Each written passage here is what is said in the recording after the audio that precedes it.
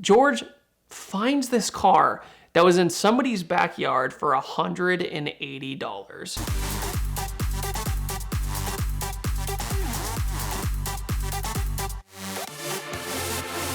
So I would say one of the biggest motorsports that has really taken off in the past 10 years is drifting.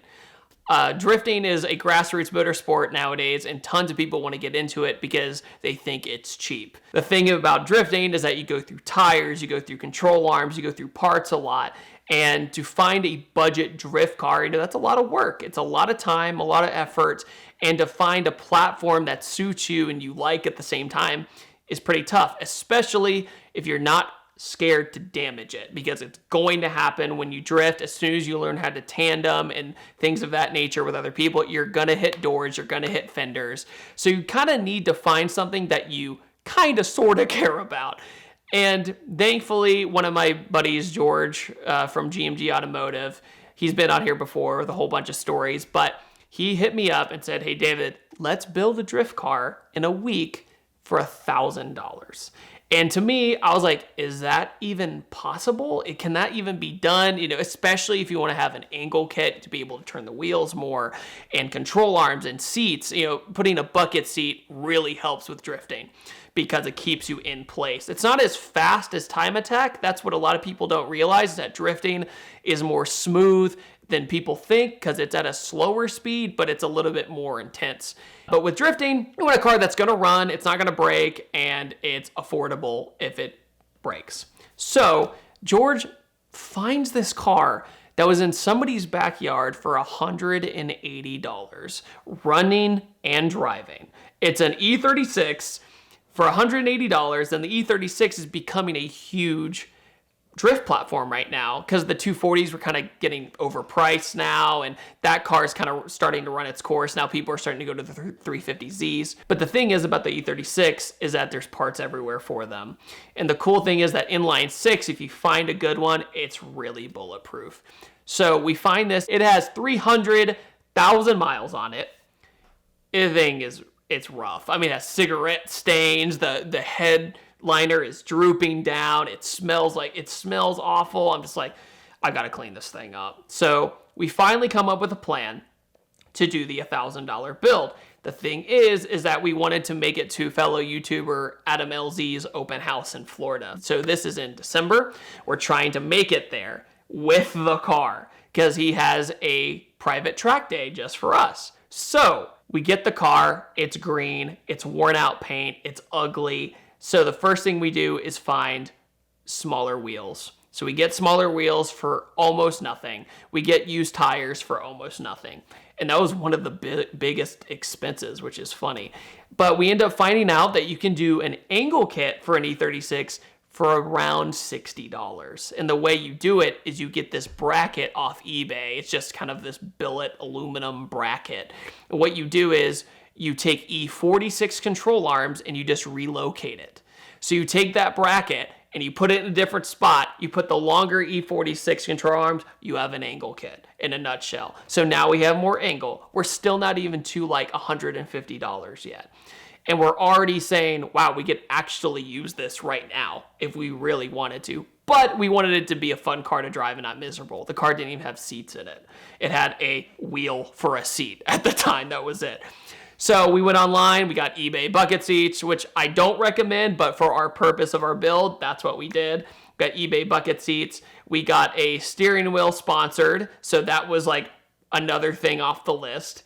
And then we got a hub from eBay as well. So we got that on there. That was $50 to $100. And then I went in with my car care product, which is Patterson Car Care. Went in there, cleaned everything, cleaned the carpet, cleaned the seats, did all these things to make it more tolerable. We got almost everything out of the carpet and the headliner, which is amazing. We have the car pretty much buttoned up. After about 4 days of working really hard, really late nights, we're still almost to Adam LZ's open house, which we need to trailer the car all the way down to Florida.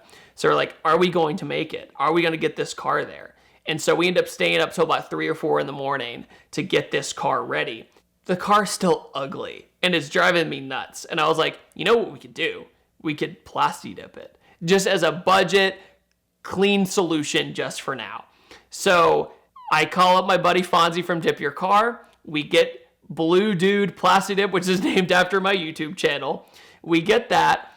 We come in, and we were gonna do it somewhere else with a paint booth, but then they couldn't do it. But we only have 12 hours to Plasti Dip this and get to Florida. So I go to Home Depot, I get some fans, I get some tarps. I do is basically like a Dexter style room with saran wrap, you know, as close as I could get it to a paint booth. We open all the windows in the house. We do everything we can. So we end up using the Dip Your Car paint gun setup and all that. We mix it, we get it in there, and I just start going. You know, we prime it this kind of with the Nardo gray kind of looking primer. We look at it and we go, do we want to keep going? I mean, it looks kind of nice gray, but we're like, no, we're committed. We said we were going to do it this way. So we wait for it to dry. We do our 5 coats of the primer, then we do the 5 coats of the blue, but it was excruciating. I'm talking like, you know, just the vapor just rising up, and my poor girlfriend was in the room above it, and she could just smell it coming up, and I was just like, this is ridiculous. Why did we even do this? Nobody would have cared if it was the ugly paint job, you know, but we were dedicated. The only caveat to all this is that it was raining outside too. So we lift up the garage door. Now there's moisture getting inside. So there's moisture getting under the Plasti Dip. So we needed to figure out a way to get rid of that. So we ended up having to restart. So we restarted with one of the panels, redid it, and it looked fine. But, you know, I was a perfectionist that night. And I was like, no, I'm going to fix it again. Meanwhile, 6 hours go by, you know, 7 hours go by, and we're still in this basement. You know, we're still going at it. Finally, we managed to get it all buttoned up, and it looks decent. It could look better, but for a, you know, really quick dip job, it looks pretty good. It looks way better than it did before. The next morning, we get everything ready. We button up the car. We get an alignment on the car that morning for, you know, drift alignment. We put it on the trailer, and we head down to Florida. We get to Orlando Speed World. We're super stoked. We have no idea how the car is going to drive. We did donuts in our parking lot. That's all we did with no alignment. So we get out there and we're like, was this all worth it? And we did the tally of how much money we spent. We ended up spending, I think it was $1,100 for the whole thing. And our goal was $1,000, but $1,100, it's hard to complain about when you have a ready-to-go race car. You know, and, you know, it made probably like 200 to the wheel or whatever, but it was enough to drift because we welded the diff. You know, we tore that apart, we welded that, and put it all together, and it did perfect figure eights, it did perfect donuts, it did perfect angle around the track at OSW, which is this perfect skid pad. And it was my first time drifting ever. And I was able to, it wasn't pretty, but I was able to kind of learn. And by the end of that day, I could do a full figure eight across the whole skid pad, and I could do a full drift around the long bend. And I was satisfied. I was like, wow, we have this car for $1,000. And there's an argument going around nowadays in the drift community that everybody overbuilds their drift car, as in they have to have, you know, 500 horsepower. They have to have the best everything. The real thing is, if you're innovative, if you set a budget where you have like, the show must go on no matter what, you do your research, it's possible, especially with the BMW platforms because of how well that chassis was balanced out of the factory. Even with 300,000 miles on it, it still ripped. We did 2 more track events after that, and the only thing that happened was the heater core went out, heater core hose, excuse me, and that was it. We fixed it right on the spot, just took off the intake manifold, put the new one on, and it ran like a champ, and it never broke again. So it's pretty amazing what you can do with a little money if you use your imagination and you do your research, and then you can be a part of another awesome car community. It's great. Hi, I'm Ed from VINwiki, and for the past 15 years, I've trusted the experts at Butler Tire to put Michelin tires on all my cars. I love Michelin products because the performance is obviously unmatched, and every time you get in your car, you can predict that it's going to do exactly what you want it to do.